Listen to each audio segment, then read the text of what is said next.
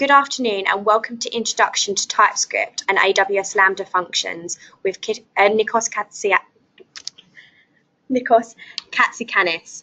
Just a brief note about eSynergy before the presentation. eSynergy specialises in open source and cloud recruitment. If you're looking for a new opportunity or want to build out your technical team, please get in touch after the webinar. Now moving on to some housekeeping. If you have any questions for Nikos, please fire them over the questions box throughout the webinar, and Nikos will answer them at the end of this talk. We're recording the session and the slides and recording will be made available and sent to you tomorrow by email, along with my contact details. Now I'm going to pass over to Nikos to begin the talk.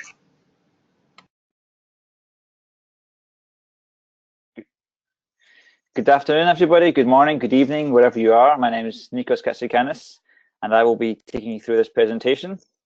Now, I have a disclaimer here. I've just got back from the Conservative Party conference, so my mind is still quite in the politics mode right now.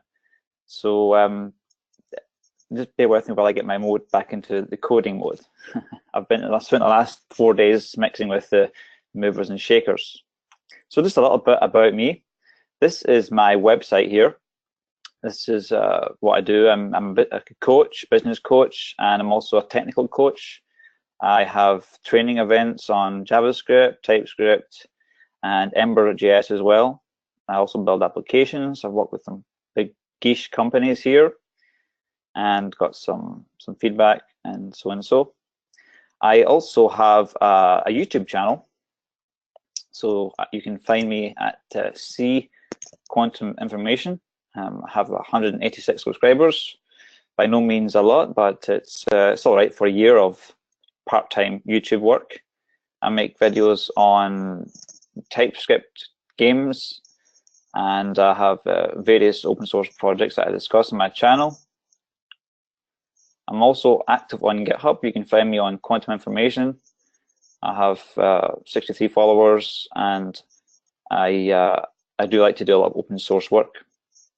Got quite a popular Chrome extension called the Test Recorder, where people can use this to record tests, integration tests, and that's an extension you can actually go and find on Google Chrome's web app extensions. And also I have a podcast called Learn With Us. We're up to episode 11. The last one was on vanilla TypeScript and versus JavaScript frameworks. And we sort of have like a really low barrier to entry, gentle introduction to various JavaScript constructs and topics.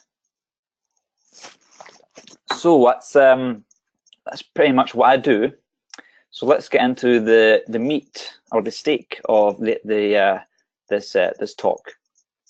So I want to introduce you to TypeScript, and basically you want to think of TypeScript as JavaScript, but like with some extra benefits added on top of it.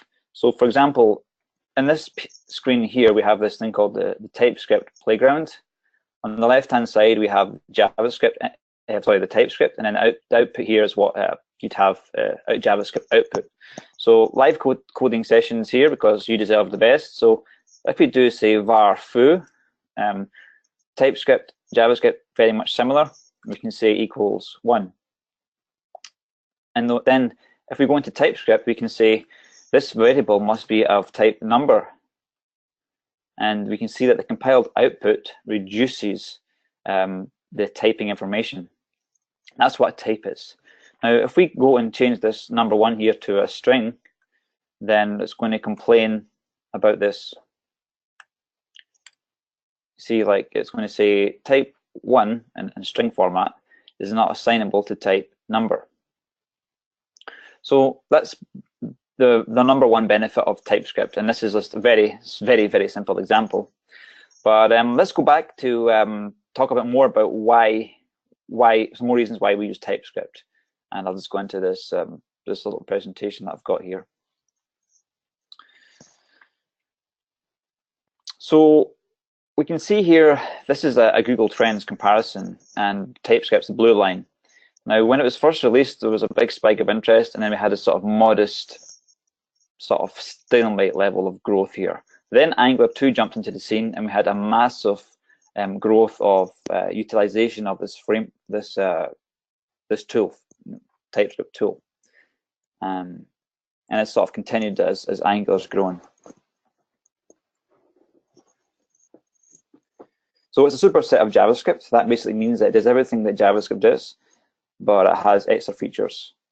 Now, TypeScript has really gained in popularity because it wasn't like a clean break from the web platform, so like Dart, and also it was not exactly like a break from the syntax like CoffeeScript was. And it's quite easy to convert existing code bases into TypeScript because you have some optional types.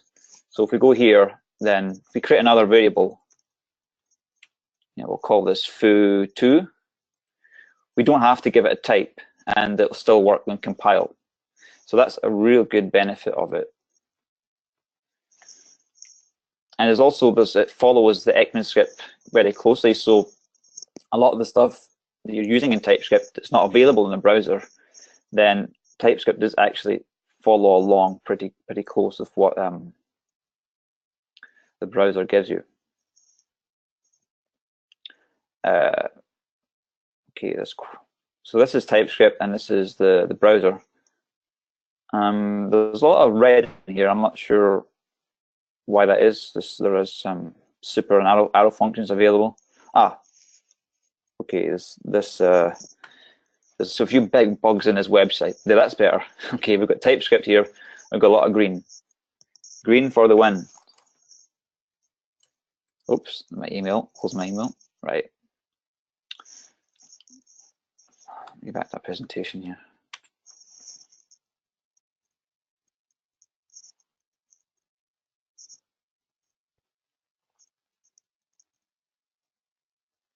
Okay, so why do we want to use TypeScript? Well, the main reason is that it catches bugs that you usually discover in the browser. So with compile time checking, then we're getting a lot of control and protection from silly errors and not supplying the correct parameters that you would discover in the browser. So TypeScript has been evolving quite a lot. When I first started using it was about 5 years ago, and I used it for a Space Invaders game. And I think it was version 0.5 or 0.8, but Microsoft are adding a lot of new features over time. So there's a lot of probably advanced concepts here that you're not familiar with, but they have quite a lot of power when applied to TypeScript applications. All this stuff here could be a talk for several hours, if not a whole day, on what sort of things TypeScript does. So here's an example of typing. So you can have interfaces. So an interface is like a contract if you're like from the Java world. So like you say that this for this example here, this iGame object, which I use in my Space Invaders game, then we're saying we must have a draw method, an update method, and these position and dimensions properties. So if we go to our, here we can demonstrate this, right? So let's just make this a number again. So we can see interface bar, and we just say like, let's see, let's call it foo, and we'll make that a number. Oops, right. So that's an interface, and anything that uses this interface must also have a foo property. So let's create a class that implements this interface. Now, class is not just a unique feature to TypeScript. It's also ES6 syntax, but we can combine classes with TypeScript. So all classes must have a constructor, right? So this is the TypeScript. This is the output. Now, unfortunately, with this playground for TypeScript, we're not getting ES6 output. So normally we would have also the class keyword out here, where we're just using the prototypical type of, you know, how you'd go about classes without using classes in a sense. So if we go here and type implements ba, which is the interface, then we can see here there's a highlighted error here. It says class 1 incorrectly implements interface ba, property foo is missing. So in order for this to compile, we need to go and add a foo property to it, right? So now it compiles. Now if I say foo and then I make it a string, then we're going to get an error saying class 1 incorrectly implements interface. So we have the correct property, but it's not the correct type, and TypeScript is aware of this being like this. Okay, so now if we want to get this to work, we have to turn this to a proper number, and that we can see that it's going to compile for us. Now we can also declare, we can actually instantiate things within a constructor. So like you normally just do like this dot foo, and then you set the property like that. Now, one thing to note with TypeScript is you cannot declare a property of this without having a declaration as a field. So it says property foo does not exist on type class 1. So this is quite like Java in a sense. You have to declare all your fields. Some people might not like that, but that's just how TypeScript works. So that's interface. You can use TypeScript with all sorts of frameworks, not just serverless framework. You can use it with React, and you can use it with, you know, inside of TXX files. TypeScript now supports TSX, which is like JSX but typed. You can use, so here's an example of a React-based TypeScript component. You can also use it with Angular 2 out of the box, because Angular 2 was actually written in React.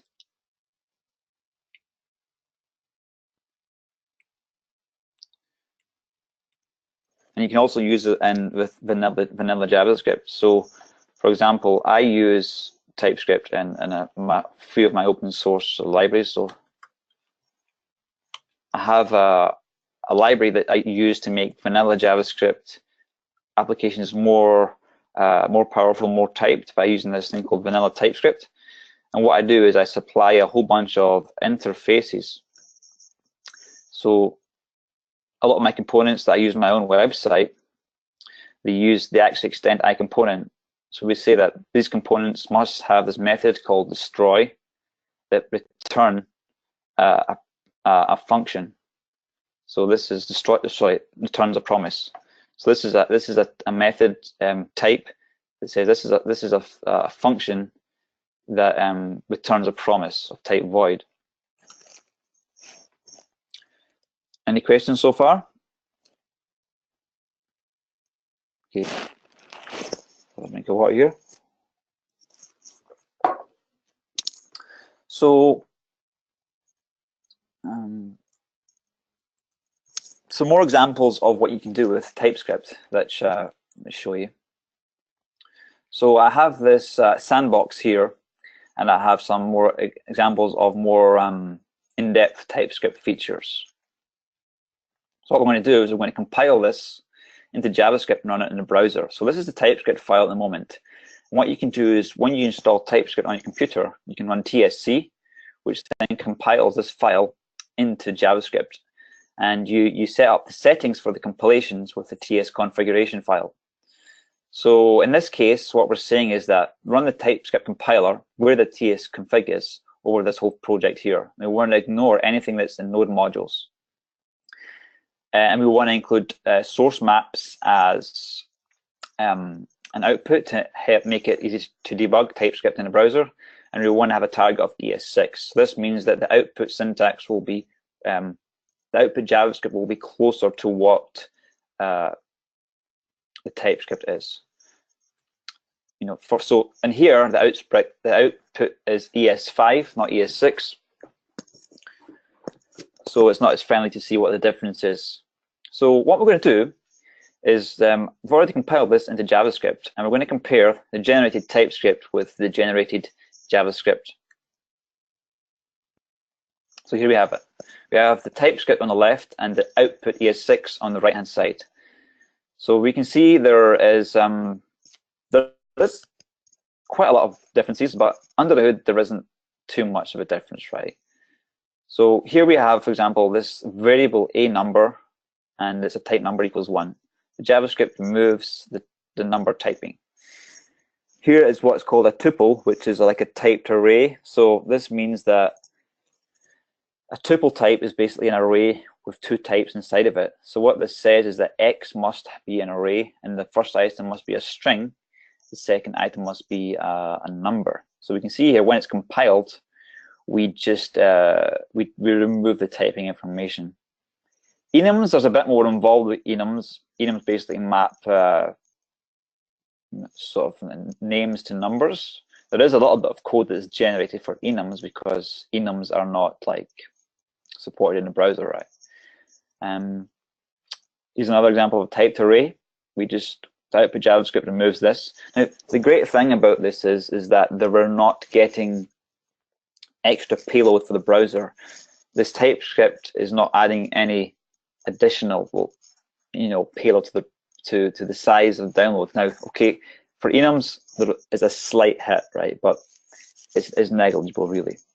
Now, here is the an abstract class. An abstract class is the same as a class, except it can't be instantiated. It's just sort of created so that you can extend it. So TypeScript will prevent you using this, but the actual output includes this class.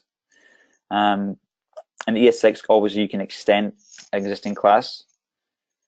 So here's an example of a TypeScript implement interface, and I've created this thing called interface boom shake the room, which exists somewhere. There it is down here.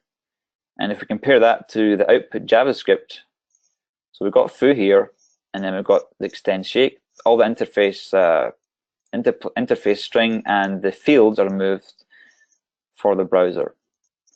So let me just prove to you this works by opening up. Basically, I'm going to open up this JavaScript file in this HTML file here, and we're going to debug the TypeScript on the page.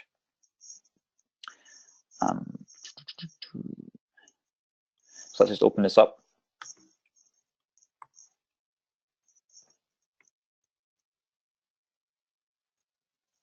It used to be really the debugging used to be really bad for the earlier versions of TypeScript and sourcemaps. I used to have a lot of difficulty debugging things, but the things have really improved the last few months and years for TypeScript debugging.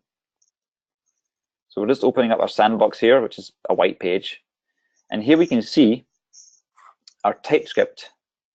So Chrome understands what TypeScript looks like, and also it's source mapped back to the JavaScript. So if we hover over this here, we can see that it's undefined at the moment. This is it keeps the TypeScript declaration type here, and we can debug this just like a normal JavaScript file, which is really powerful. So we can actually go in and check to see what's happening. So if we don't understand what an enum is, it doesn't really matter too much, because you can you could look at this code here and think what is going on. But as soon as you start debugging the TypeScript in the browser just by using the source map, then we get an idea of what an enum is doing.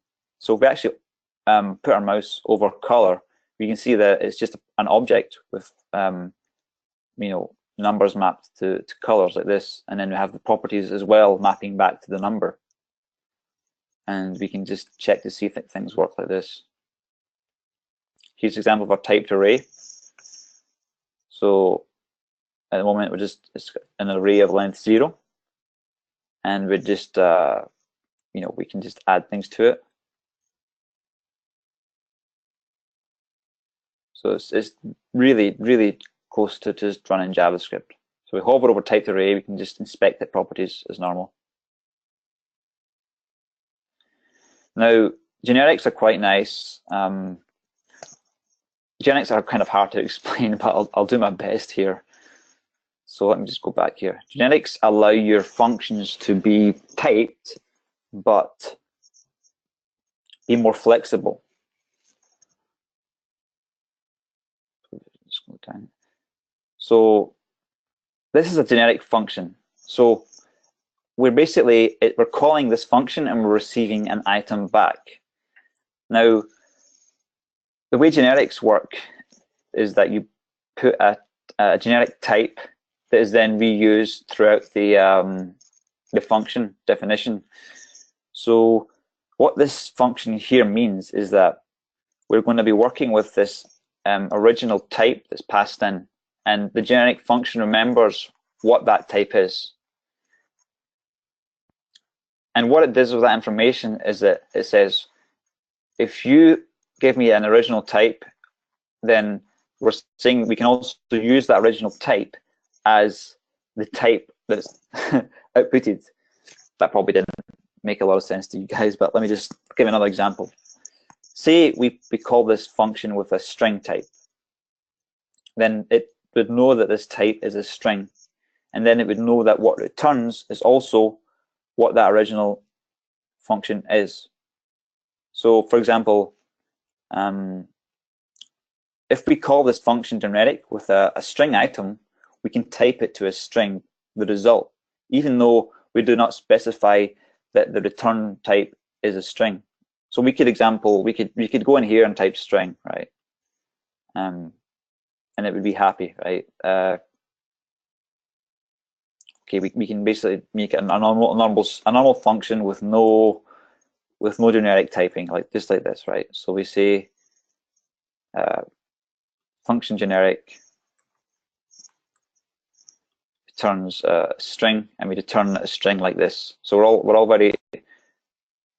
happy here, right? So okay, we can pass in a parameter here, foo, you know, and the thing will just compile, right? Because it's obvious what's happening. But if we go make it generic, so let's get back to where I was, turn T. So if we go here and we type int, sorry, number, I'm remembering my Java days. So now look at this. This is really cool. This is so cool. Type test is not assignable to number. So TypeScript knows that the result of calling this function with this here must return a string. So this is really powerful. The best way to go about learning this is just to use this code in your browser. And if anyone wants this code, I can send you it after. We can send you this as part of the show notes or whatever. We can also then extend it towards using multiple. You can have multiple parameters, and then you can use these multiple parameters in any combination you like as a generic type when it's done returning.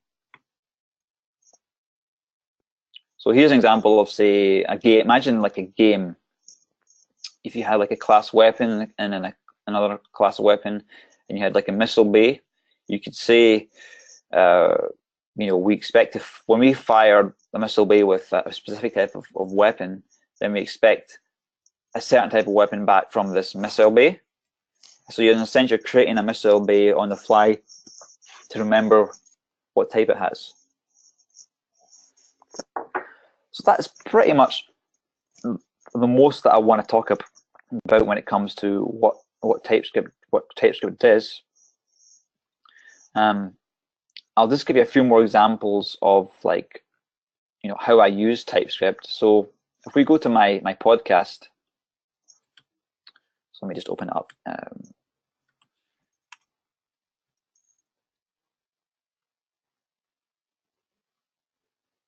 So this is my vanilla TypeScript libraries.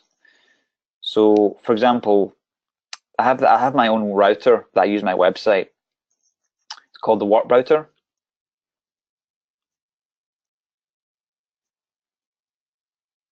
And this is my own code to tackle routing. And so if you look at the actual source code for this, the Warp router, it extends this I component that I talked about previously from vanilla TypeScript, And the core functionality for this router is about 70 lines of code. And what it does is that it listens to hash changes, and it then compares the hash to the routes that it has internally. So for example, the routes is a map object with a key of string and of type root. And the root, in a sense, allows the user to be completely flexible with what a route is. I'll explain what that means. So here's a route. So the route takes 3 functions, and this is where TypeScript becomes really powerful. It allows you can specify a minimum level of control, and then allow the user to be flexible on top of that. So the router takes 3 parameters. It takes a function which takes in as an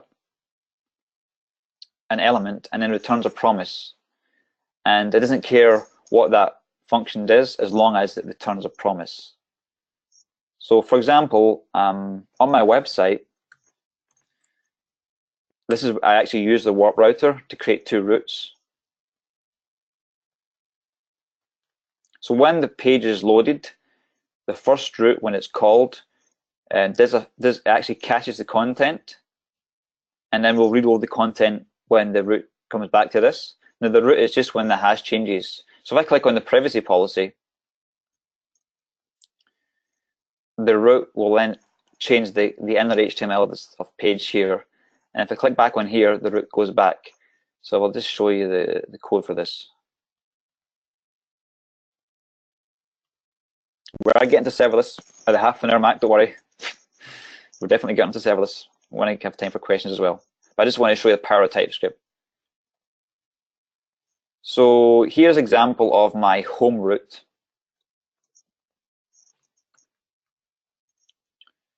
So I also wanted to say that there's 3 functions. There's on first visit, on preceding visit, and then there's on leave. So when we hit, so we're actually we specify what the route does in vanilla JavaScript, or vanilla TypeScript in this case. The first route, what it does is it looks at the initial HTML rendered from the server, which is the index page here. So I'm caching all my content. I want good performance with the SEO. So this is my home route. And then we say, when we come back to this for the second time, we want to just set the inner HTML to what the cached content was. Now the privacy route, we just specify one function when we hit this route. We're saying we want the host elements inner HTML to be this template, and this template is just a string function. We are returning. I haven't typed that. Right. String. We're just returning a bunch of content. Now, I'm not saying go away and make all your applications vanilla TypeScript, but this is just, if you want frameworky type stuff without the overhead of a framework, and you want complete autonomy and what you do in the browser, then I welcome you to go in and try this out. And also on my website, I have some vanilla components. So for example, this thing here is called the solar pop-up.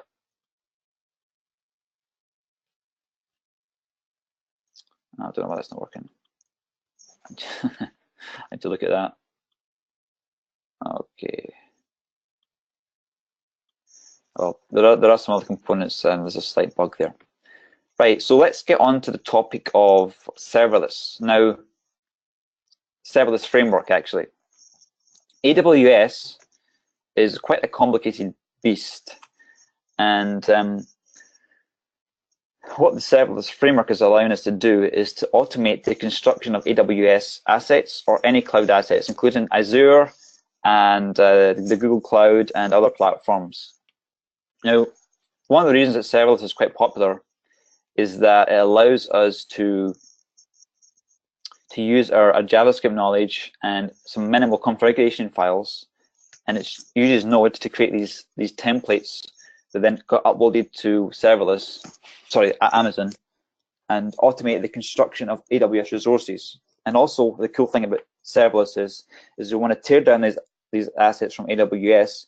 It will also remove all the assets, because anyone who's worked with AWS console knows that it can be quite time-consuming and laborious to actually go about modifying cloud assets on AWS. So here's an example of an AWS project a simple project that I have. So this is the email service that I use for my website.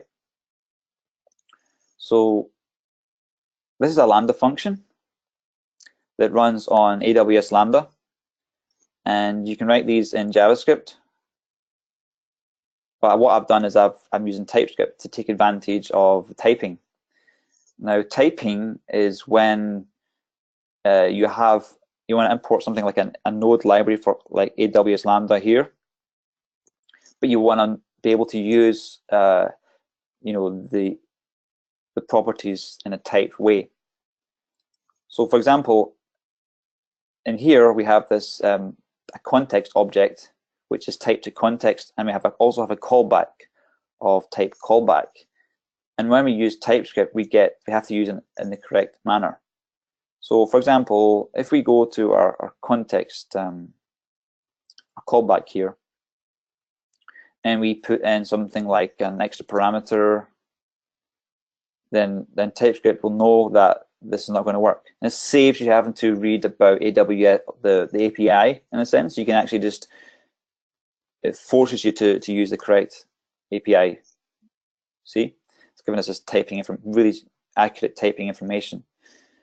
Also, a really cool aspect of TypeScript is that it also understands, you can actually type objects. So here we have a response object that has just basic vanilla, POJO type of object, but it's actually, this response has to be in a certain format. So if we go in here and, for example, start deleting properties, I think this is a typed. Let's see.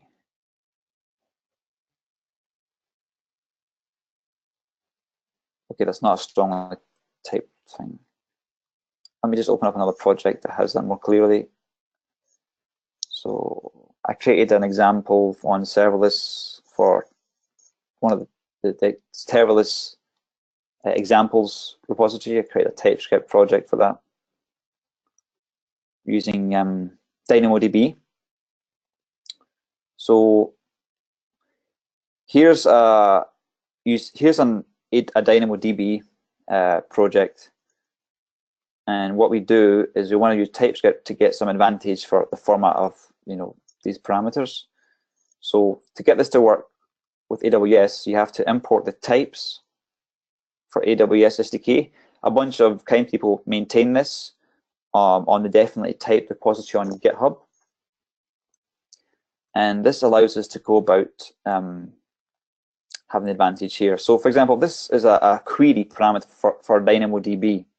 Now, if we go in here and inspect the types, we have the first one is of type putParam, and that is actually a typed object. This just looks like an object, but actually, if you go in here, remove something like that, I'm expecting an error, right? So here you can see that it says argument of type item is not assignable to type putParam. This is so powerful.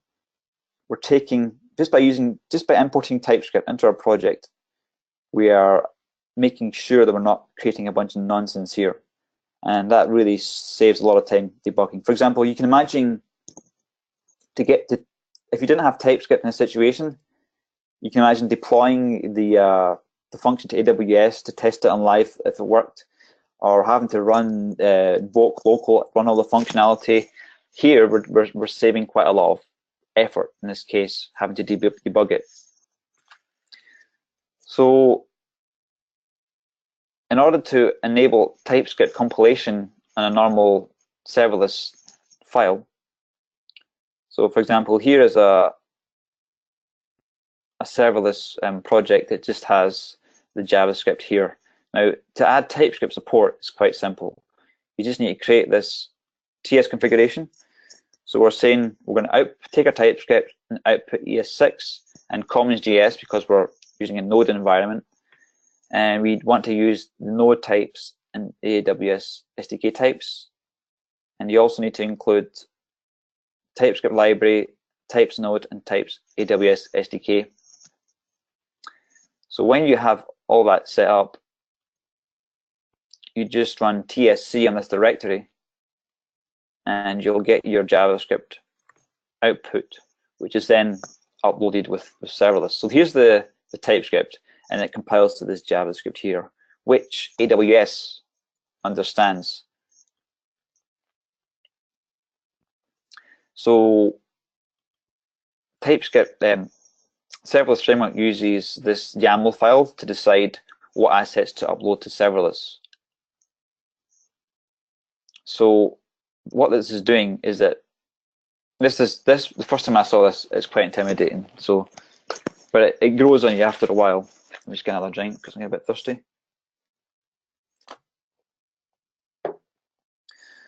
So for this serverless project, it's saying we want to use AWS.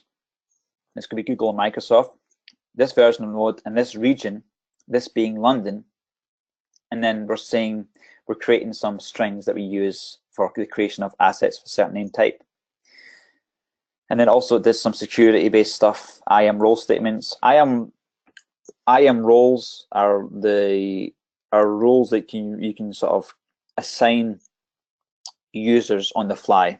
So for example, a user that's not authenticated can be given a role, called unauthenticated role, and he can get that when he's using the website without being logged in. Or you can create roles so when they are authenticated, and then they get that role. Now, with the lambda functions here, we're linking to our to-dos, create, and this will take this JavaScript file here and bundle up to AWS when we do a deploy. So this saves us having to go about the AWS console, taking lots of time setting up manual resources. One pro tip I will give you is that if you use serverless framework to create assets on AWS, do not delete anything on AWS because you'll have major problems when you try to re-upload it. When you use these automation tools for serverless projects, then stay away from manual editing because you will find it really hard to fix things once you start to try to redeploy the project. It's just a rule of like anything. There's other things out there. There's like I can't remember the name of them, but there are a few other frameworks that automate the creation of serverless projects. In this case, being serverless framework project using the Node string generation templates. So how does this actually work in terms of how it creates stuff on Amazon? Well, Amazon doesn't understand this YAML file. It has this thing called CloudFormation. And what the serverless framework does is it looks at this YAML file and it then goes and creates this DSL that the AWS uses. And this is what it actually uploads to Amazon. The other cloud generation projects out there that they create these CloudFormation templates for AWS. So that in a nutshell is how I am using TypeScript with AWS. I'm using in my mail services. So I have an email library here that's written in TypeScript, and I'm importing that library called send mail to me within this lambda function, and of course I get the advantage of typing because I can't do something stupid like this. TypeScript just knows that it's wrong.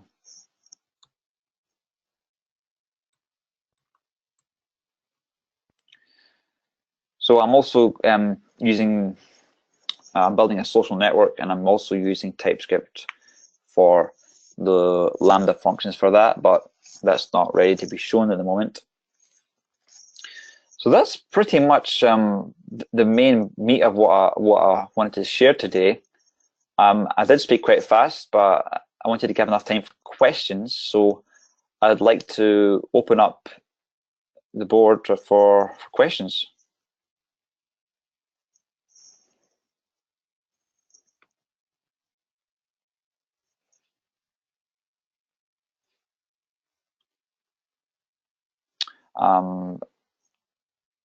Adele, Rachel, is there a way for me to see attendees' questions on the screen?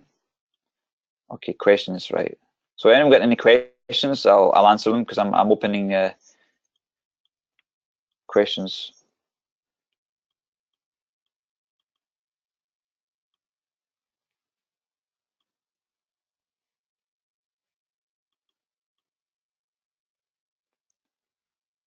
So I'm just trying to figure out how you use this to write questions.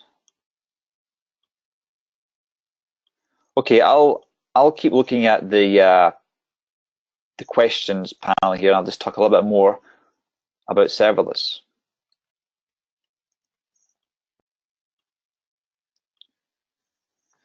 So if you want to create these serverless projects, then just go to serverless.com here, and they will actually, a lot of the documentation is used for Amazon out of the box. So to get the serverless framework, you just download it with npm, install it globally, and then you actually log in with your, you have to set up your AWS credentials with it, and you can create these templates, and you can do serverless deploy. And when you deploy serverless, what it does is it packages up all the information to like a zip file and uploads it into the Amazon S3, and then from there it will, the CloudFormation stuff will take all those assets and deploy them throughout the infrastructure for your AWS account that you use for this. Now, if you're a large company, and you're going to have lots and lots of serverless projects, you can actually, some companies, if they're really concerned about security, they'll create a new AWS account for each application.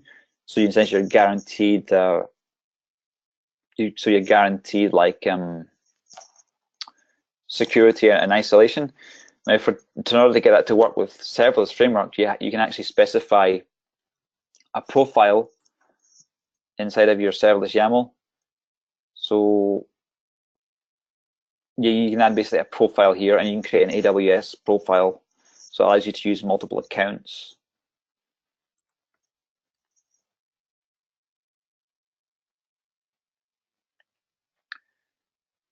So yeah, go have a play with serverless, and also you can go through the examples directories. And this gives you lots of small examples to deploy and test your serverless knowledge and serverless capabilities. And now here's a really good pro tip. As I said before, when you start using these serverless projects and uploading them, it's going to create a whole bunch of things on AWS all over the place. And so they can be really unwieldy. So every time you finish with the example, make sure you run serverless remove, and it'll strip all those assets away from your AWS console. Otherwise, it's going to be a nightmare. Like I've done this myself without removing it, and I have a whole bunch of roles and databases and stuff that's still up on AWS, and eventually I'll get around to deleting them manually. But yeah, use serverless to remove the assets.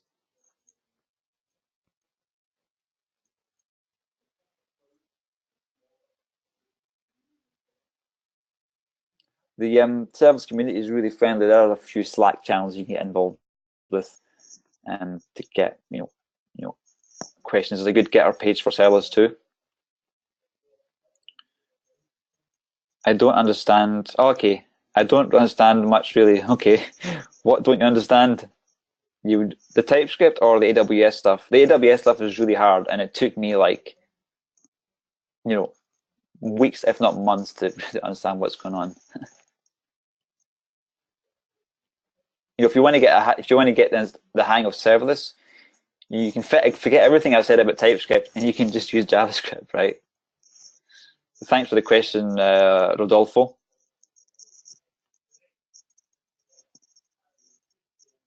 I've got my of friends talking outside. But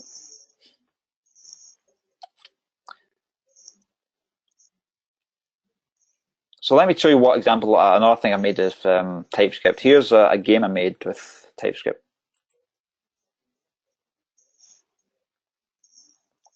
So this is all vanilla TypeScript. Vanilla TypeScript is like, it's like basically vanilla JavaScript, except it's got typing. I actually invented the term vanilla TypeScript, and I created the tag on GitHub.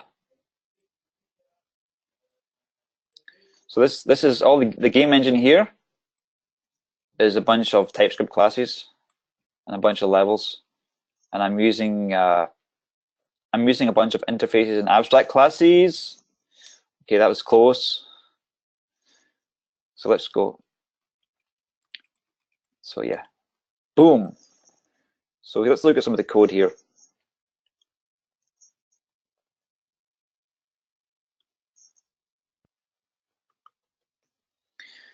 Right. So we use we're actually using Webpack to bundle up the files. Webpack is another large topic which allows you to gather lots of resources and create like a single JavaScript file, or chunks of files, to make it easier for the browser to download. So let's just talk about one simple part of this project relating to TypeScript. We have this class called bullets, right? And so here's an example of a bullet class which implements iGameObject. iGameObject is an interface that has to have certain methods like draw and update. That's part of the contract. And this here we can use things like static, which is a feature of TypeScript. So we can say bullet dot this, like a static, like Java. So here's an extending. Well, that's actually ES6. Here's a typing information, and so on, and so forth.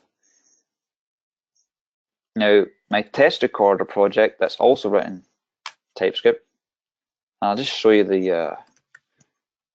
this is where you can go to download it. If you go to the Chrome store,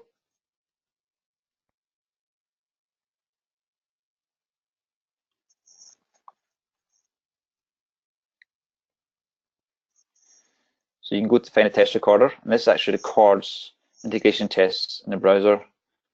This is quite a complicated project. I'll just show you some of the examples of the TypeScript utilization here. So this is the main file, and it's all TypeScript. But what it does is it just interacts with the DOM and creates a little UI that you can use on your project. So just ignore what these variables mean. This is just the type informations we're having. So here's an example of another map. This is saying that we must we've got a map that basically have a key, and then you just have a return type for that key. So what we're saying is we're returning an interface type for a string. And here TypeScript doesn't help you too much with some of the vanilla JavaScript stuff, but when you get down to kind of methods that require specific parameters, then the TypeScript really starts to earn its value. Actually, there isn't really much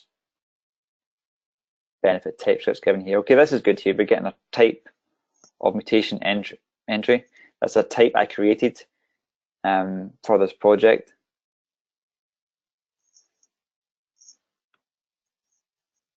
And I'm also building a real-time strategy game using TypeScript.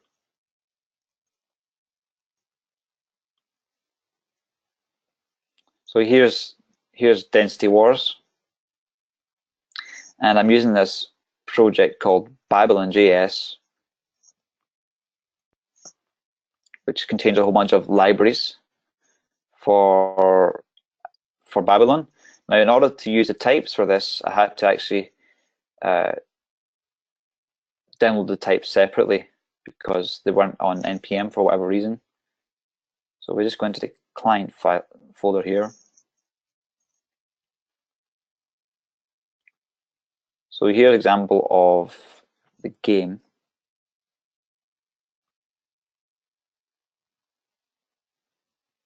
So we can reference types using this kind of syntax.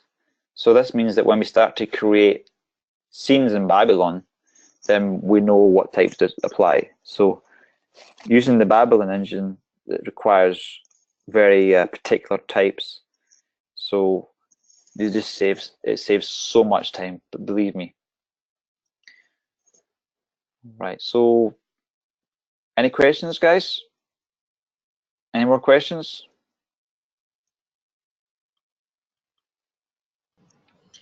Perfect. If anybody does have any, you can just write it in the chat box below.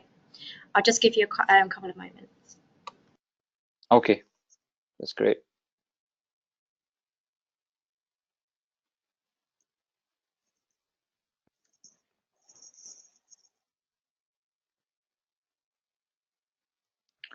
So I also give talks on psychology and developer teams. So I have some colorful slides on hiring, companies building software teams, leadership.